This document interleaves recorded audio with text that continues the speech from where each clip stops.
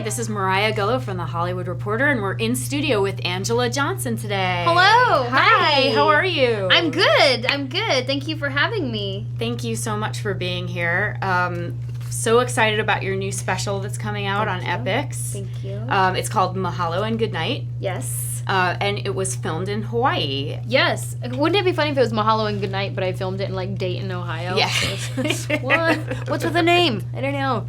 Yeah. I filmed it in Hawaii, which is why I did Mahalo and Good Night, because it felt like you can't film in Hawaii and then not acknowledge it in the title. Right? Sure. Yeah. I mean, it's the most exotic American location you could have. I think. It felt like a staple. It felt like a live from Hawaii, but I didn't want to say live from Hawaii, so I was like, oh, Mahalo and Good Night. That's a fun little play on words. You don't want to compete with Elvis. Exactly. But that's what made me think of it. So I was like, okay. So why did you choose Hawaii? Well, I choose all my specials where I've taped them based on my fan base and where I have like a loyal following that just really loves me. And I picked Hawaii for this last one because they've always been very supportive of me on the island, and all my shows do really well there, and I love the people, and the people love me, but it was this one situation that really sealed the deal for me. I put my tickets on sale. I announced my show, not for the special, like a couple years before that. I'm coming to Hawaii, announced my show, it's on this day, and in my mind, I was like, oh, I hope we sell out, and then maybe we'll add a second show, and it'll be awesome. The next day, Bruno Mars announced that he was doing a show the same exact day as me. So I was like, no one is going to come to my show now. Everyone's going to go see, their local hero, Bruno Mars. Plus, he's just amazing. Like, I don't even want to go to my own show now. I want to go to Bruno Mars. So I was like, great, no one's going to come to my show. It ended up selling out. We added a second show. Awesome. The second one sold out. And it was that moment where I was like, I'm going to do my next special here because the people of Hawaii are loyal and they love me and they're coming to support. So I'm going to do that here. That's great. What do you think it is about Hawaiians? Why do they connect with your humor so much?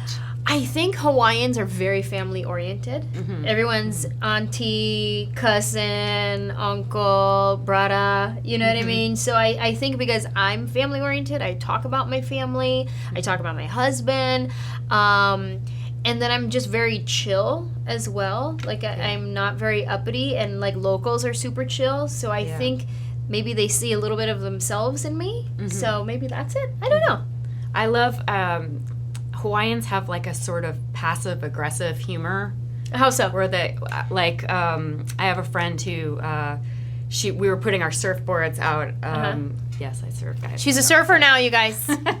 We were in Hawaii. We were putting our surfboards down, and a guy got up on the sidewalk on his bike, and he was kind of awkwardly going around us, and he's not supposed to be on the sidewalk. And my friend was like, "Oh, first day on your bike, eh?" That's funny. Yeah. Are you sure that's not just her? Burn. Is she just like passive aggressively sarcastic, or is it all local? She really is the only Hawaiian I know. So okay, that's hilarious. It might be just her, but that is funny. So when you're putting together a special, you're kind of a veteran. You've had several specials now.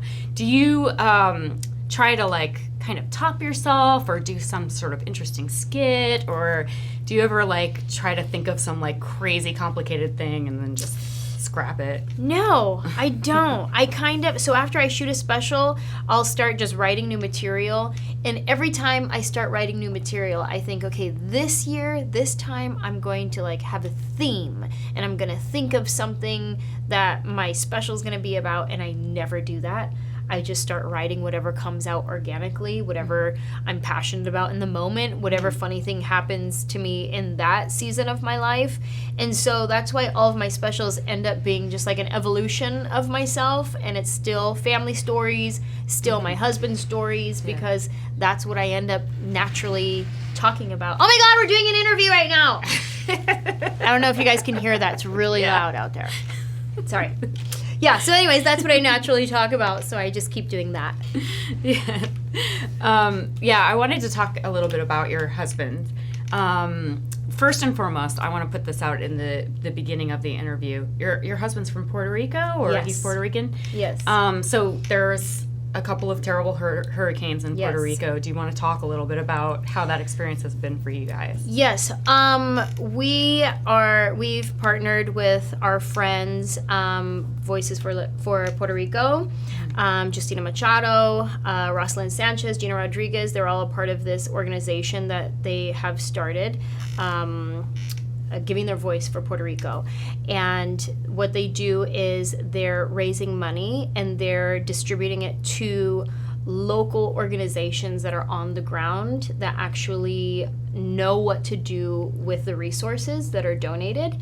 And so my husband and I have donated there, and we're sending a video in as well to just use our voice to help bring awareness, because I mean there's so many other distractions in the media right now to keep us talking about other things other than what's happening in Puerto Rico, and it's really sad.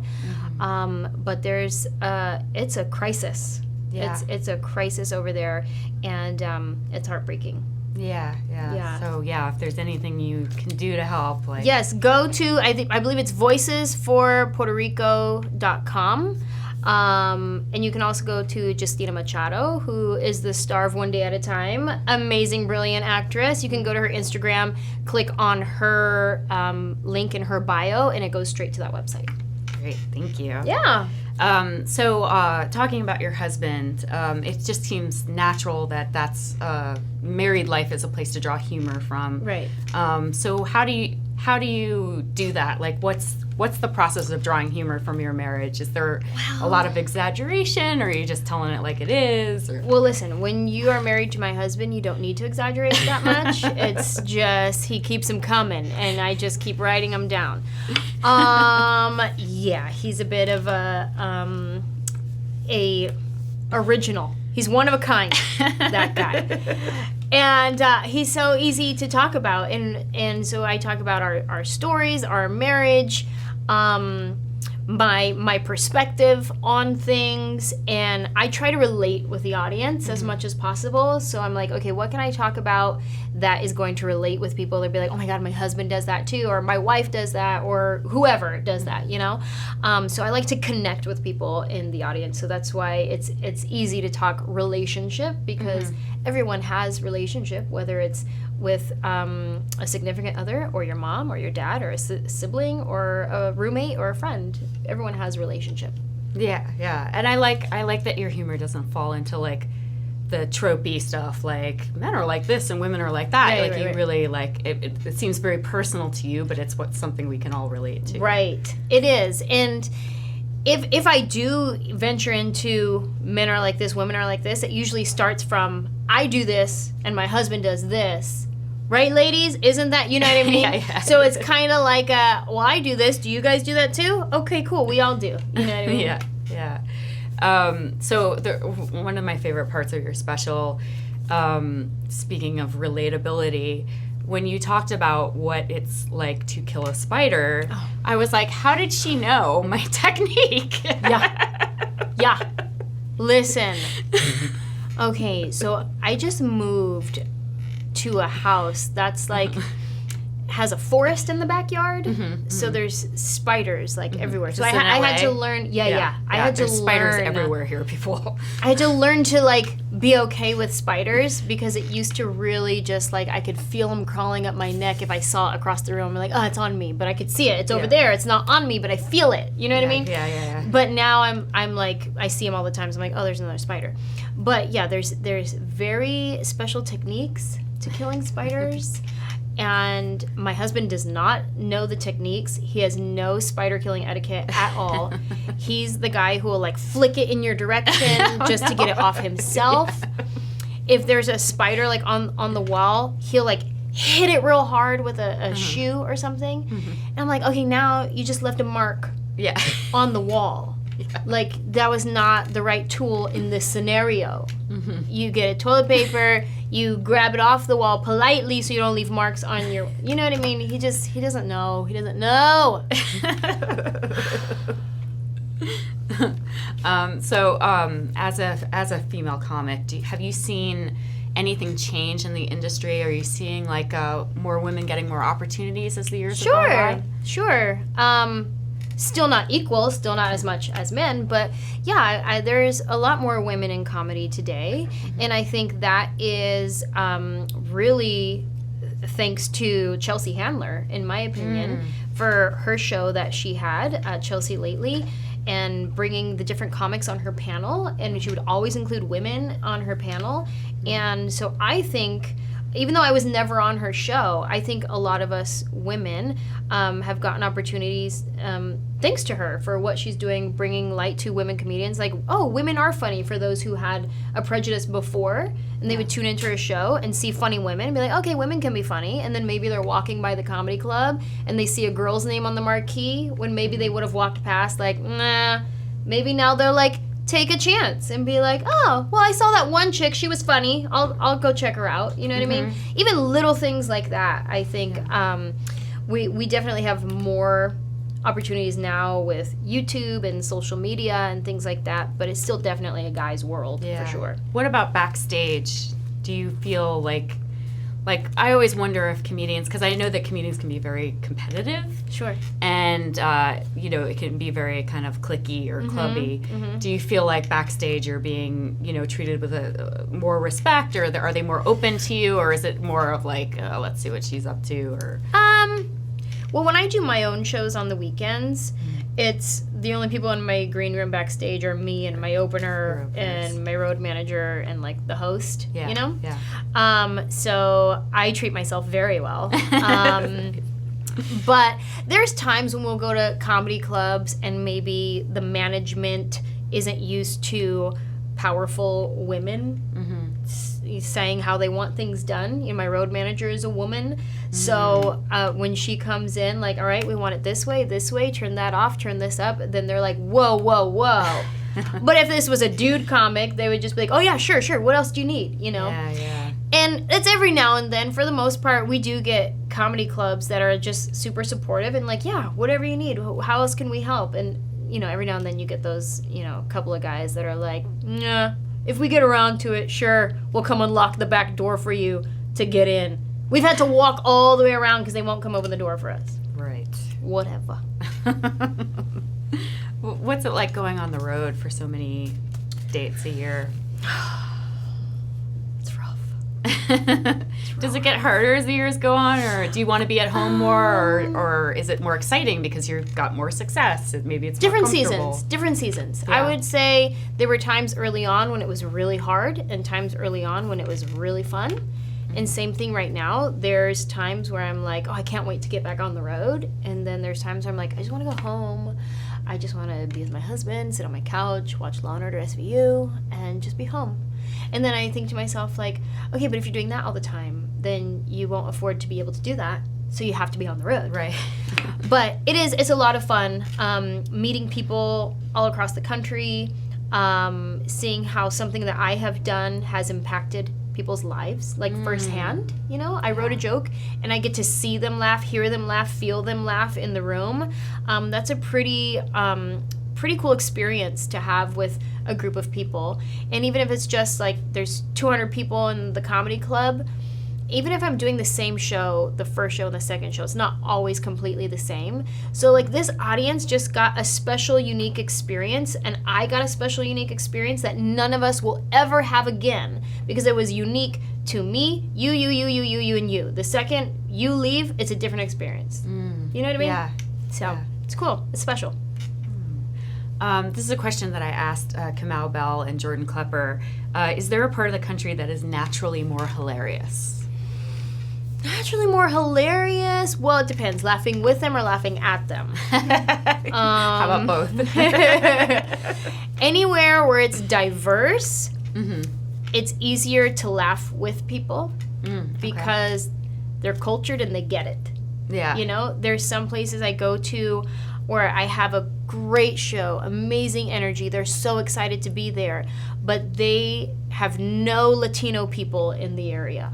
So anytime I'm talking about something in my family or my culture, they laugh because they love me and they're supportive of what's happening, but they don't laugh like they get it. It's like a polite laughter. Yeah, like they don't appreciate it. They're not like, oh my God, my friend does that. They don't have a friend that looks like this. You know what I mean? Yeah. So it's more like that's cool, you know? Yeah. So in those situations, it's easier to laugh with diverse crowds, for sure. Right. Oh, so you're pretty well known for your dialects, being able to like imitate certain dialects, or beatboxing, or just all of your vocal acrobatics. How did you get into that? Vocal acrobatics. Yes, I'm gonna put that on my resume. Nice, I'm a vocal acrobat. Thank you. How'd you get into that? I don't know. I guess I have a good ear for sounds. Since I was young, I would do different accents and different sounds. So I don't know. I kind of taught myself how to beatbox. I would look up YouTube videos. And I would just watch and learn. And I remember one time when I first started doing stand-up, I had started practicing beatboxing. And I was in the car with two of my friends, these two guys that were driving. I was in the back seat. And I was like, you guys, I've been practicing beatboxing. I think I want to do it in my act. And I had been doing stand-up maybe like a year. And I was like, let me do it for you guys and tell me what you think. And so I started beatboxing, and they were like, no, don't do it. Bad news. Don't even try it. I was like, oh, man. And then I just kept practicing, and then I did it, and I was like, oh, okay, well, I got better. I watched some more YouTube videos, and if I meet somebody who is, like, a really good beatboxer, I'd be like, oh, teach me a sound, teach me something different, because I know, like, 4 sounds, and I just stick to the 4 that I know. That's kind of how I am with accents, too. Like, I know, like, I can do, like, 4 really good, and then the other accents, I can say, like, 3 words in, enough to where you go, oh, you can do that accent? But I can't say anything other than those 3 words. Yeah. It does take practice, huh? It does. Just get that. And all my accents end up sounding like Vietnamese anyways. It always goes back to that. It always goes back to Vietnamese. If I'm being like, oh, I'm from the UK and I'm talking with a British accent, all of a sudden I start to talk a little bit like the Vietnamese. Like it's just morphed into Vietnamese. I don't know how that happened, but all my accents end up Vietnamese. So are you retiring the nail salon lady or Bon Kui Kui, or are they coming back? Never. No, I can't. I'm not allowed to. I actually... So the nail salon joke is one of the first jokes that I ever wrote. Yeah. And I've been doing stand-up for about 10 years now. And there was a time where I started listening to the wrong people. And I was listening to the haters and the critics and the competitive comics, the ones that were like, oh, all she has is that one joke. That's all she does. Oh, she's still doing that joke. I started listening to those people. And so I was like, I'm going to prove myself. And I don't need that joke, right? So there was one show that I did. It was in San Francisco. And I told myself, I'm not going to do the nail salon joke. And I didn't do it. And I felt guilty afterwards. I felt bad. And then I got messages on Facebook. And I remember this one girl sent me a message and was like, hey, my friends and I drove like 3 hours to come see you. That's like our favorite joke. We like text it to each other and it's our thing. We're really looking forward to hearing you say that joke. We're so sad that you didn't say it, right? And it broke my heart. And I was so sad for them because I started thinking about myself. I'm like, okay, here I am trying to prove myself, but I'm proving myself to the wrong people. Like they don't buy tickets to my shows. They don't support me and love me. Like these people who pay their hard-earned money to come and see me perform live, they've saved up for this show. You know what I mean? Like people will tweet me their sacrifices, like, oh, I really wanted to go this, but I chose your show instead. I'm like, oh my gosh, thank you. Like they chose me. Like I perform for them and I do what I do for them. And as long as they still want it, then I will still give it to them. So that's kind of how it works. That's a really astute observation. Thank you. Yeah, to go towards the people who enjoy you, not the people who are criticizing you. Right. It seems so simple, but we forget about that. All the time. Yeah. All the time. I still have to do that constantly. I can't read comments on YouTube or anything like that. I'm like, no. I'm not going to even go there. I can't. So I have, before I let you go, I have a rapid fire question. Okay. First best, last worst. First best, last worst. So that's a tongue twister. Yeah. First acting job that made you think, I've made it. I was an extra on Friends. Nice. It's still my favorite job to this day. I've been in movies, TV shows. When I was an extra on Friends, that was my favorite job. That's awesome. Best story you have from on the road. Best story? I don't know. There's, you know what? Okay, the best and worst weekend. I was in Pittsburgh, and I had just done a sold-out weekend in San Jose, and it was like 8 shows, sold out, like they loved me, and then I went to Pittsburgh, and I sold like 19 tickets, and it was like, oh, crickets, nobody knows me here. And so it was like the worst as, for my pride, you know?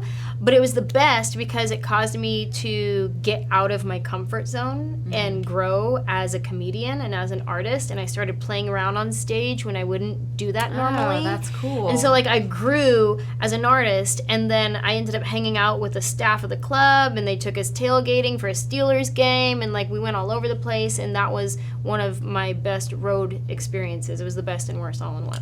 That's really cool. And the 19 people were probably pretty impressed. They were by pretty your improv excited. skills. They were all front row. They didn't know it, but they bought front row tickets. Last funny story about being recognized in public. Funny story about being recognized in public. Well, there's times where people recognize me, and then I realize it's not me who they think they're recognizing. They think you are. Yeah. Going through the airports. Oh my gosh, you're so funny, thank you. And then they quote a joke to me that's not mine. Like, it's clearly, like, Whitney Cummings' joke or something. And I'm like, oh, that's not really me, but thanks so much. So, yeah, I guess that's a good... Oh, when I was... I talk about this one in my second hour special. A little girl at the mall recognized me from Alvin and the Chipmunks, the movie. Oh. And she said to me, I saw you in the Chipmunks. I said, you did? And she goes, did you see me sitting on my bed? It's the sweetest moment ever. So sweet. Did you see me sitting on my bed? Love it. So sweet. Very cute. Worst audition experience. Ugh. Take your pick. Worst audition experience. Oh, when I was just getting started, this one gives me nightmares still sometimes. When I was just getting started, I would audition for whatever I could, right? Commercials, promos, whatever it was. And I got this last minute audition, but I was also a babysitter. I was a nanny, right? And so I was a nanny to a 2-year-old girl and her older brothers that were like, one was 9 and one was like 13. So I brought them with me to this audition. Oh, no. And I had to wear a bikini, right? Oh, no. So it was like Fanta or something, not even name brand Fanta, but whatever off-brand Fanta is, it was for them. And so I'm in this audition, and they're all in the room with me. Like, I brought them all in the audition room with me because I'm like, well, I don't want them to get kidnapped in the waiting room, and then I'm responsible, so they're all in there. They made me dance around, like, in my bikini. It was like I had to do, like, sexy shimmy dancing. And I have these, like, 13-year-old boy and a 9-year-old boy, and they're watching me, like, shimmy in my bikini for a camera. Like, that was a low point for sure. Oh, my gosh. Oh, I'm scarred. Well, it's all up from there. It has to be, right? I hope so. Anjelah Johnson, thank you so much for being here. Thank you for having me. This was fun. Thank you. Check out the special Mahalo and Good Night on Epix. That's right. Bye.